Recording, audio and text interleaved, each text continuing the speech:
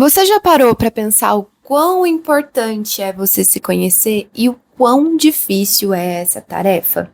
Que ela até pode parecer simples, mas não é. Oi, gente, aqui é a Leteia e esse é o nosso novo podcast. Sim, novo. E eu não tinha por onde começar que não fosse explicando um pouquinho da proposta do que eu quero trazer aqui para vocês. Então, eu convido vocês a conhecerem o lado B, quem sabe C ou D, meu. Aqui a gente vai falar sobre coisas da vida com pinceladas de psicologia, gente. Pois bem, eu sou uma pessoa falante e desde que eu me entendo por gente, na verdade até antes, os meus pais dizem que eu falava horrores com os meus brinquedos, com os meus animais, e eu não lembro, mas honestamente eu acredito, porque eu faço isso até hoje. Eu gosto de pensar falando. As melhores conexões e conclusões que eu faço vêm, geralmente, de uma sequência de falas que, no final, eu junto tudo e dou um fechamento. E as minhas amigas que digam que eu sou a pessoa que manda áudio de 5 minutos ou até mais, a depender da história. Então, paciência. Mas, pra sorte delas, eu sigo falando muito mais com as terapeutas aqui de casa, a Lúcia, a Cuca, a Caipora e a Alcione, porque elas passam o dia inteiro comigo e é uma falação que só aqui, porque elas respondem. E bem, eu acho que quem já assistiu alguma aula minha pode ter percebido esse mecanismo também. Eu faço um slide tão bonitinho e eu nunca sigo ele. E modéstia à parte, os meus slides eles são bem bonitinhos mesmo, gente. Mas, no final, eu juro que faz sentido. Eu consigo conectar tudo e vocês entendem. Mas, abrindo um parênteses, se não entender é só me perguntar. E o mesmo vale para esse podcast, videocast, também. Então, vocês têm os contatos na descrição de tudo. E é só mandar mensagem para feedbacks positivos, negativos, dúvidas, críticas, sugestões, elogios, enfim. Mandem mensagem e eu respondo sempre que possível. Posso demorar um pouquinho, mas vou responder todo mundo. Bem, continuando. Que isso vai chegar em algum lugar, gente. Eu prometo que vai. Embora eu goste de falar, nem sempre eu queria compartilhar com alguém. Era apenas sobre mim e meu próprio raciocínio. Não envolvia outra pessoa. Era apenas a minha voz e de preferência em voz alta.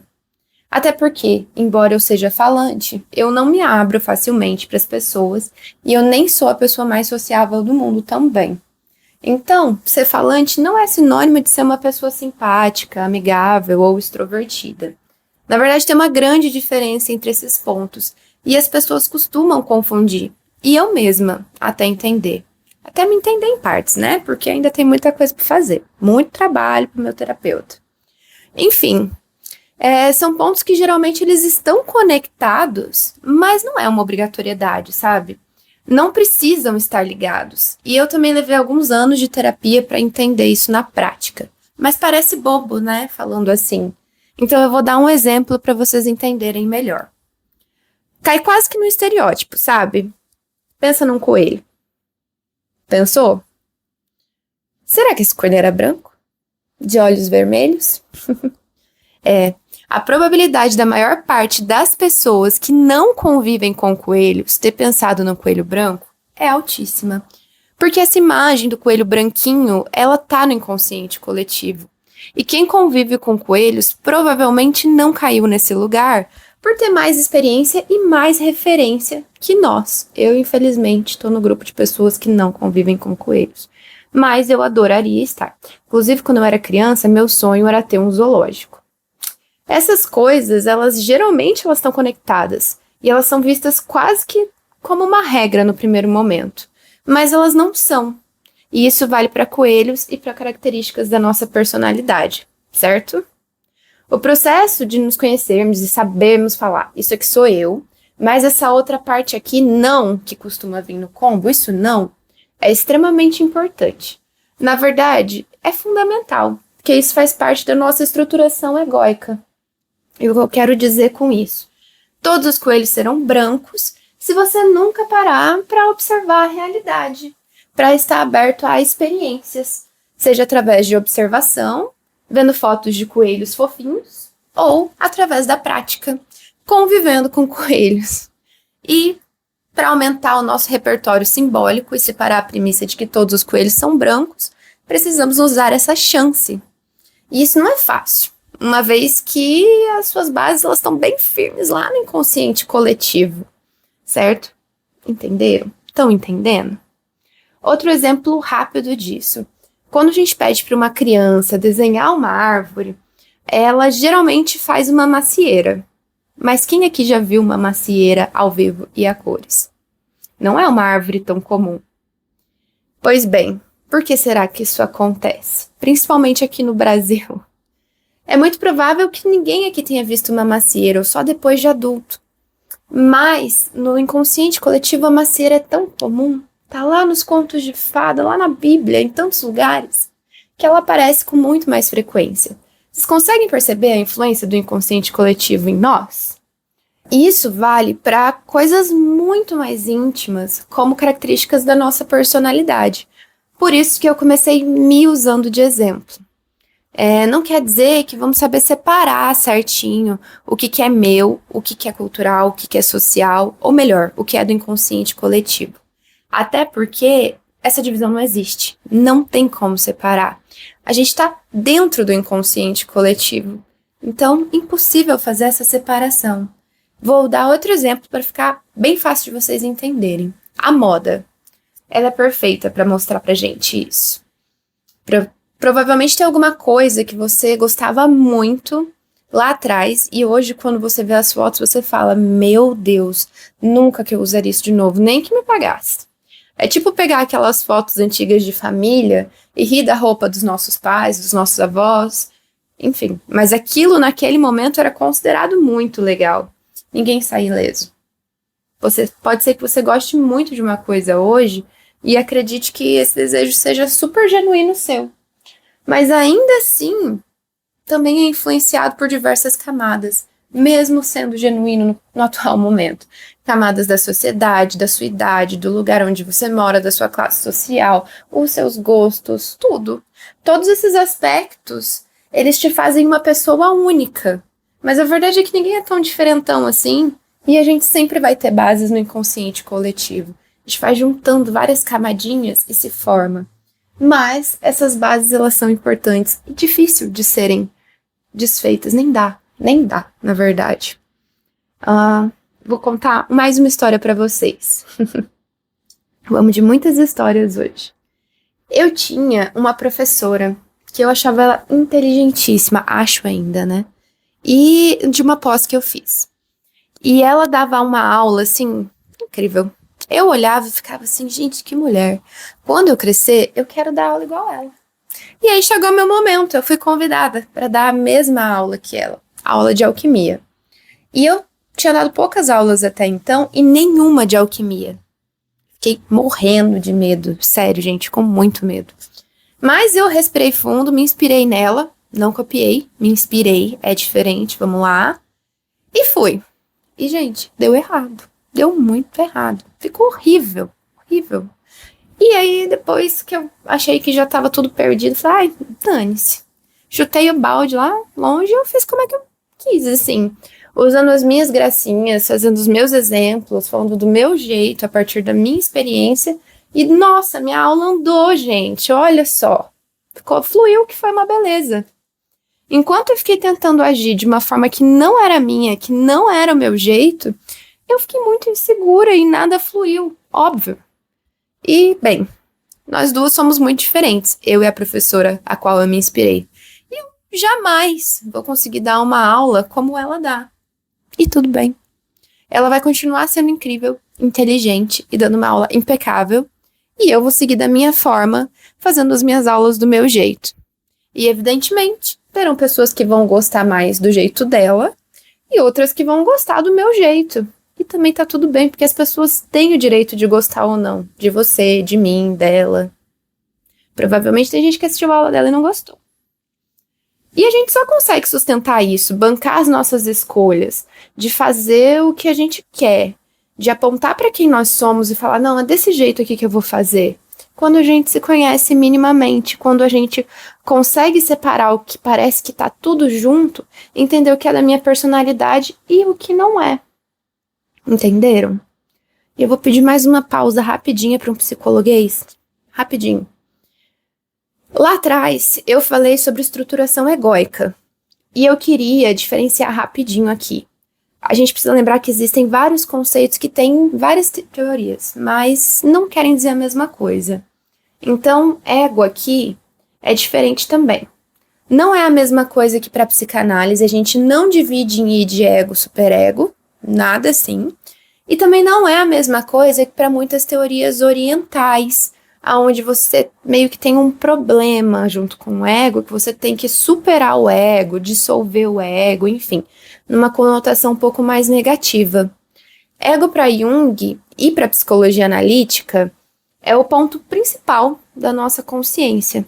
E é só porque você tem um ego que você dorme e acorda sabendo quem você é, onde você tá e tudo que aconteceu na sua vida. Caso você não tivesse um ego bem estruturado, você estaria em surto achando que você é, sei lá, Cleópatra, o Napoleão, cada dia uma coisa andando por aí. Então, o ego, ele é necessário, tá? Ter um ego bem estruturado faz parte do nosso processo de individuação, que a gente estava falando esses tempos atrás lá nos stories do Instagram. E isso é uma tarefa para a vida toda e não é fácil. Na verdade, ela é muito difícil. Como vocês estão vendo com todos esses exemplos que eu dei aqui, certo? Então, voltando para cá. Na verdade, indo para o meu passado. Quando eu era criança, adolescente, eu aprendi a pensar escrevendo. Mas sempre que eu escrevo, é como se eu tivesse muitas pessoinhas na minha cabeça e elas vão conversando comigo, elas são meus interlocutores. E elas me escutam. E esse mecanismo, ele nunca mudou, nunca. Tanto que nos meus textos acadêmicos, eu sempre luto para ter esse espaço mais interativo com os meus leitores. E antes isso acontecia de forma inconsciente e era visto como um problema, e eu era cobrada a mudar isso. Mas, quando eu me dei conta, da minha dinâmica, muita terapia, graças a Deus, dessa dinâmica das minhas pessoinhas, dos meus interlocutores, eu mudei o lado da minha batalha. E agora eu brigo por esse espaço de uma forma consciente. E por quê? Porque eu acredito que o conhecimento acadêmico ele tem que ser acessível a todos. E não ficar dentro de palavras difíceis que meia dúzia de pessoas vão entender e só. Mas eu quero deixar claro que eu sou super a favor das pesquisas acadêmicas. Eu acho elas fundamentais para o desenvolvimento de qualquer sociedade. Eu só estou fazendo uma crítica sobre a acessibilidade delas. Não é, em nenhum momento, sobre a necessidade da existência. Elas são, sim, importantes, tá? Fazendo esse recorte, mais um parênteses, abre parênteses dentro de parênteses dentro de parênteses. Nesse caso que eu citei de exemplo, o meu exemplo acadêmico, eu entendi que o problema não era eu. Que o problema era um problema da estrutura social ali. Mas isso não quer dizer que às vezes o problema não é a gente, às vezes o problema é a gente sim, tá? E nem tudo é culpa do outro, nem tudo é culpa do sistema, às vezes a culpa é minha mesmo. E é bom reconhecer os nossos erros também. Mas isso é papo para outra hora. Nesse caso, eu entendi que não era e tenho tentado mudar um pouco aonde eu posso. Mas deixa isso para lá e volta para cá. Dito tudo isso, você pode estar se perguntando: Aletheia, o que isso tudo tem a ver com esse novo podcast Mulher? Então, eu não sei se vocês acompanharam, mas ano passado eu tentei fazer um podcast. E eu não tenho experiência nenhuma com isso, com nada parecido com isso. Lembrem-se, eu sou apenas uma psicóloga e zero formação na área de comunicação. Então, a minha ideia inicial era fazer um encontro gratuito, uma vez no mês, lendo um capítulo de algum livro e depois discorrer sobre esse livro. O podcast ele contaria com perguntas ao vivo dos participantes, e depois um amigo meu, psicólogo, o Eduardo, faria alguns comentários, o Otávio editaria tudo e viraria um podcast. Essa era a mágica. Mas tudo gratuito, sem nenhum lucro pra gente, claro, né? Então, acontece que a gente teve que continuar vivendo e fazendo as coisas da nossa vida em 2024. E 2024 aconteceu, gente. O ano ele aconteceu, ele veio com tudo. E acabou que a gente se desencontrou nos nossos tempos e tudo mais. E a gente não conseguiu elaborar tudo isso. Então ficou um projeto para um futuro aí, e se voltar algum dia, não sei se volta, ele vai voltar de outro jeito, reformado. Esse podcast aqui é novo e não tem nada a ver com o Comentando Jung antigo que a gente fez. Mas eu não tô fazendo promessas de volta, deixo claro. Voltando aqui, o lado B da Psi, esse que você tá agora aqui, ele é da minha autoria, a partir da minha necessidade e gosto por falar coisas por aí, tá? Baseado na minha falação, nos meus interlocutores da minha cabecinha. E eu juro que na minha cabeça eu já tô falando com vocês há muito tempo. E, bem, agora chegou o momento de concretizar isso porque eu tava adiando. Sabe quando você tem tudo, todas as coisas pra fazer um negócio, mas mesmo assim você tá procrastinando? Pois bem, eu fiz isso, mas parei, agora eu tô aqui. E a gente vai falar sobre isso em algum momento também. Prometo. Já fiz várias promessas de podcast aqui, de episódio, né? Mas eu vou fazer tudo, gente, sério mesmo. Aqui, nesse daqui, eu vou trazer coisas do meu cotidiano, da sociedade que vivemos, coisas que estão rolando na internet, a vida por aí. E relacionar com alguns conceitos da psicologia analítica, como eu fiz ali em cima, e de uma forma menos teórica e mais acessível. Eventualmente, eu pretendo convidar pessoas para conversar com a gente. Eu já fiz os convites e algumas pessoas já aceitaram. Então, já temos convidados que vêm aí, maravilhosas. Aguardem, tô empolgada. Mas, enquanto isso, vocês vão ter que se contentar só comigo mesmo, porque esses episódios de convidados nem gravados estão. E eu tô bem empolgada com tudo, espero que vocês gostem. A maior parte do tempo, então, eu que vou estar aqui. Vai ser um episódio por mês, sempre no dia 1º. Por que dia 1º? Porque dia 1º de julho é o dia do meu aniversário, eu gosto do dia 1. Pra vocês não esquecerem, tá bom? Então, sempre no dia 1º. E como é um projeto muito íntimo mesmo, eu espero que vocês estejam preparados para conhecer um pouquinho mais de alguns outros lados meus. E é isso, um lado B e alguns outros. E se você caiu de paraquedas aqui, sem me conhecer até agora e tá ouvindo tudo isso, então eu vou me apresentar rapidamente. Prazer, eu sou a Leteia, eu sou psicóloga, eu sou especialista em psicologia analítica, especialista em arte-terapia e mestre em psicologia social. E eu tenho mais um monte de outros estudos, tá tudo lá no Lattes, vocês podem conferir. Eu gosto de falar que eu cuido de bicho, de planta e de gente, meio que nessa ordem mesmo, mas tô no momento que minhas plantas estão precisando de um cuidado melhor. E eu amo dar aula e dar supervisões. Eu sou uma pessoa falante e curiosa, e eu espero que vocês gostem e conversem comigo a partir daqui. Espero vocês para feedbacks positivos, negativos, críticas, enfim. Vocês podem me conhecer mais pelas redes sociais. Todas são @psicologiagaia. Todas. É só digitar lá. E para finalizar, mesmo agora, um agradecimento mais que especial ao Otávio, um anjo que topou essa edição, essa empreitada comigo de novo, vai editar as coisas aqui e me dar esse socorro.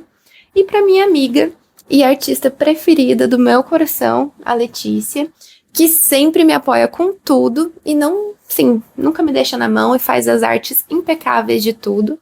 E não deixem de conferir os trabalhos dela, porque são incríveis.